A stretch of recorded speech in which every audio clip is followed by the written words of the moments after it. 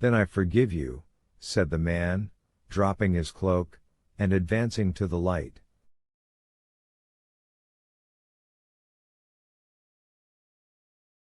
The Count of Monte Cristo, said Danglars, more pale from terror than he had been just before from hunger and misery.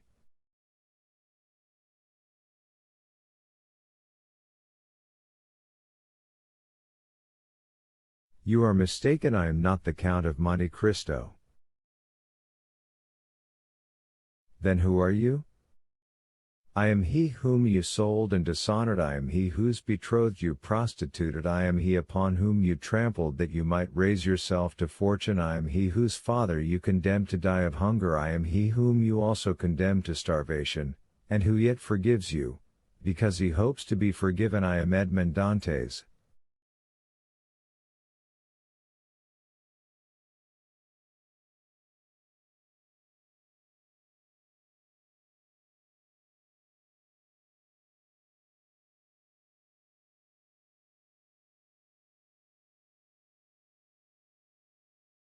Danglars uttered a cry, and fell prostrate.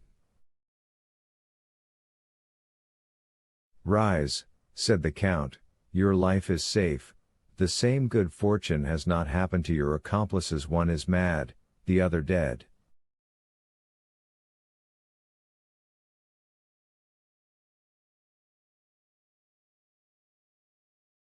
Keep the 50,000 francs you have left, I give them to you.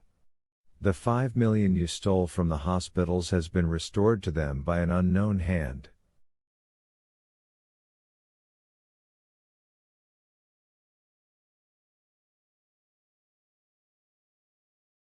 And now eat and drink, I'll entertain you tonight. Vampa, when this man is satisfied, let him be free. Danglars remained prostrate while the Count withdrew. When he raised his head he saw disappearing down the passage nothing but a shadow, before which the bandits bowed.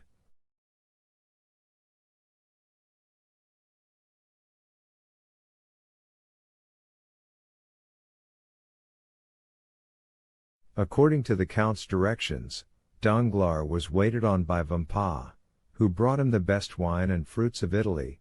Then, having conducted him to the road, and pointed to the post-chaise, left him leaning against a tree.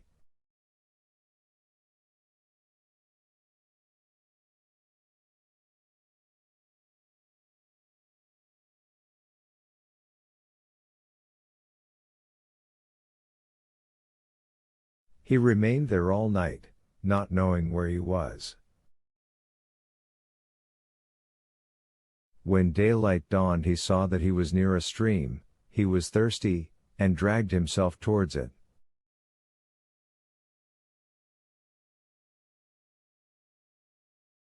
As he stooped down to drink, he saw that his hair had become entirely white. Chapter 117. The 5th of October. It was about 6 o'clock in the evening, an opal-colored light, through which an autumnal sun shed its golden rays, descended on the blue ocean.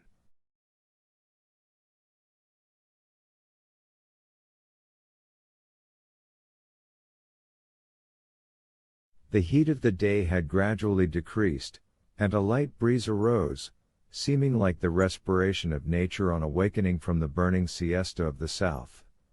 A delicious zephyr played along the coasts of the Mediterranean, and wafted from shore to shore the sweet perfume of plants, mingled with the fresh smell of the sea.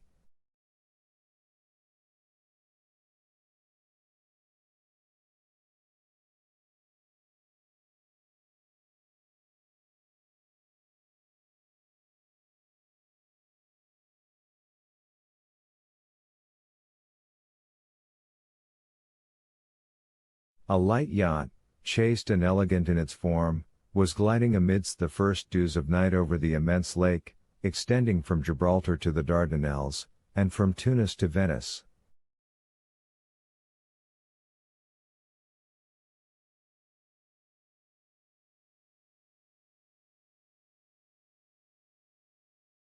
The vessel resembled a swan with its wings open towards the wind, gliding on the water.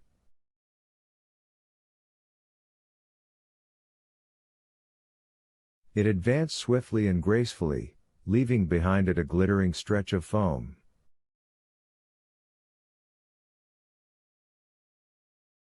By degrees the sun disappeared behind the western horizon, but as though to prove the truth of the fanciful ideas in heathen mythology, its indiscreet rays reappeared on the summit of every wave, as if the god of fire had just sunk upon the bosom of Amphitrite, who in vain endeavored to hide her lover beneath her azure mantle.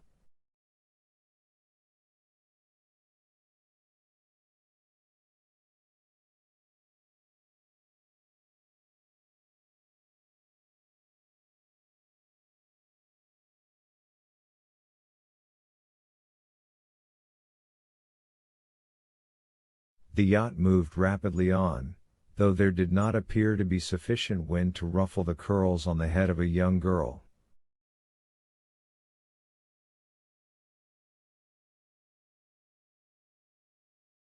Standing on the prow was a tall man, of a dark complexion, who saw with dilating eyes that they were approaching a dark mass of land in the shape of a cone, which rose from the midst of the waves like the hat of a Catalan.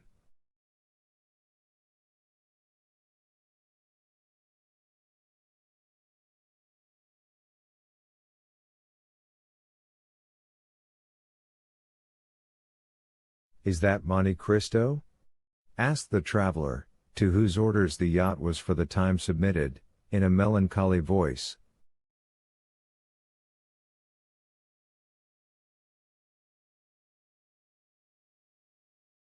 "Yes, Your Excellency," said the captain, "we have reached it." "We have reached it," repeated the traveler in an accent of indescribable sadness.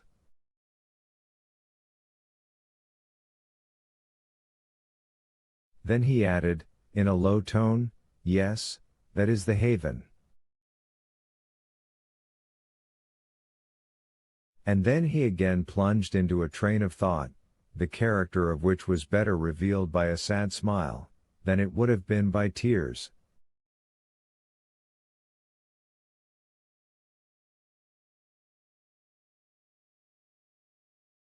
A few minutes afterwards a flash of light, which was extinguished instantly, was seen on the land, and the sound of firearms reached the yacht.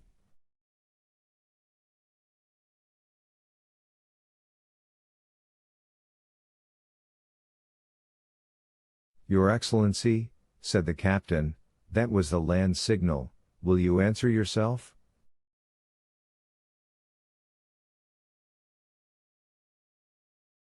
"What signal?"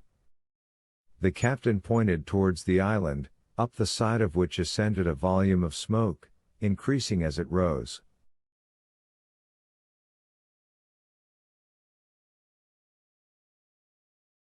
"Ah, yes," he said, as if awaking from a dream. "Give it to me."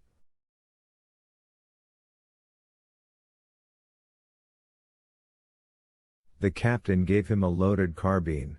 The traveler slowly raised it, and fired in the air.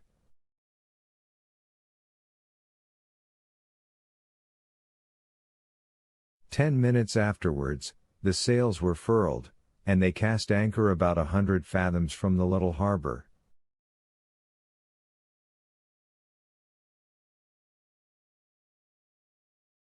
The gig was already lowered, and in it were 4 oarsmen and a coxswain.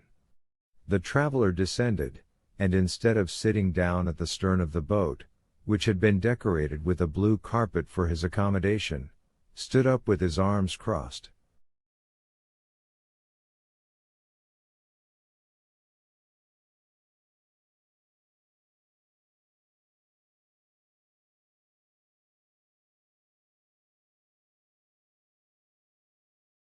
The rowers waited, their oars half lifted out of the water, like birds drying their wings.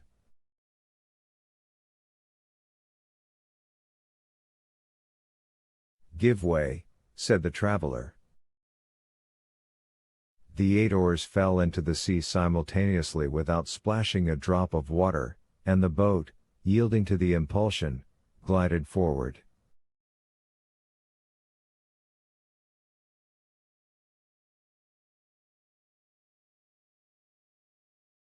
In an instant they found themselves in a little harbor, formed in a natural creek, the boat grounded on the fine sand.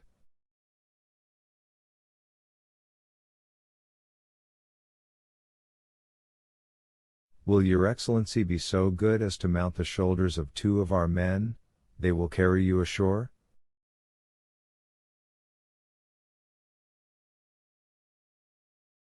The young man answered this invitation with a gesture of indifference, and stepped out of the boat. The sea immediately rose to his waist.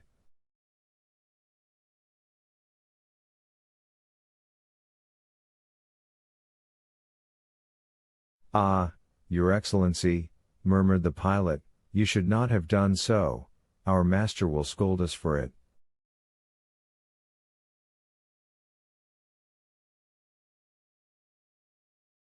The young man continued to advance, following the sailors, who chose a firm footing.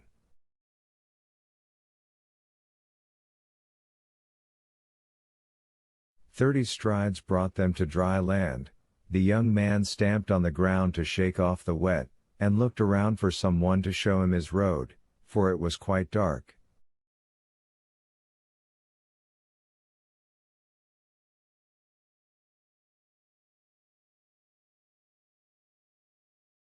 Just as he turned, a hand rested on his shoulder, and a voice which made him shudder exclaimed, "Good evening, Maximilian, you are punctual, thank you."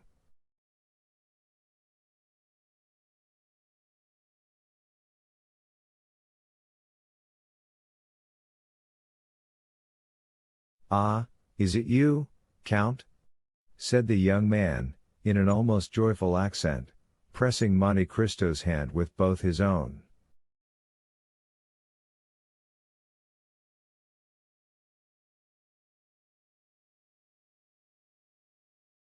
"Yes, you see I am as exact as you are.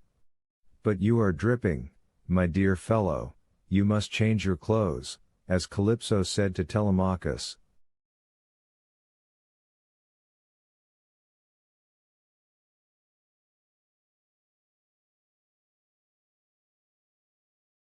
"Come, I have a habitation prepared for you in which you will soon forget fatigue and cold."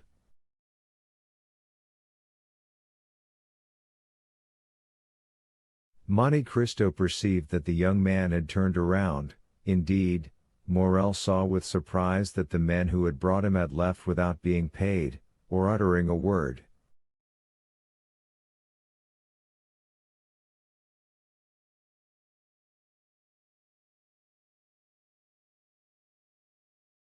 Already the sound of their oars might be heard as they returned to the yacht. "Oh, yes," said the Count, "you are looking for the sailors." "Yes, I paid them nothing, and yet they are gone." "Never mind that, Maximilian," said Monte Cristo, smiling. "I have made an agreement with the Navy, that the access to my island shall be free of all charge."